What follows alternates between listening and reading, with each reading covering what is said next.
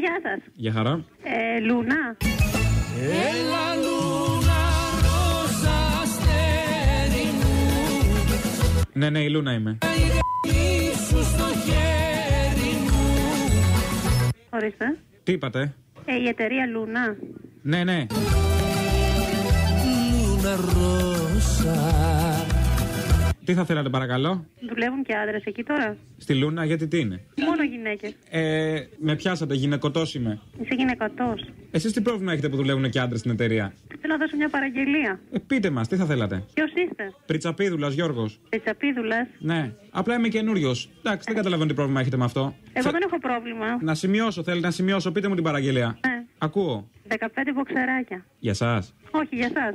Δεν φοράμε μποξεράκια. Φοράτε στριγκάκια. Κορδόνι. Κορδόνι. Κόκκινα για Χριστούγεννα. Όχι κόκκινα. Κόκκινα, Έχω μην το αλλεργία χαλάς. στο κόκκινο.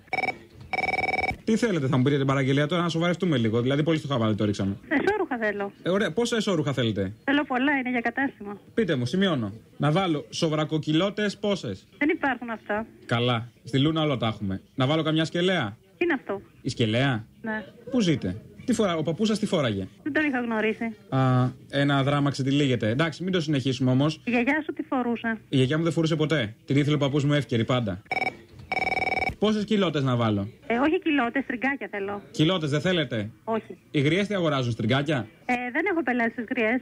Καλά, καλό αυτό, δεν λέω. Λοιπόν, τι άλλο να βάλουμε? Να βάλω σουτιέν με μπανέλα. Ναι, βάλτε το 1862. 1862. Αυτά που κουμπώνουν μπροστά. Όχι. Θα βάλετε κορμάκια. Το 1722. Αυτά που κουμπώνουν από κάτω, ανάμεσα κόλλο και το άλλο. Σας είπα τον οδηγό, 1722. 1722. Τι χρώμα? Τι χρώμα? Ναι. Βάλτε ό,τι χρώμα έχετε. Μπέζ. Όχι μπες. Μπέζ έχουμε.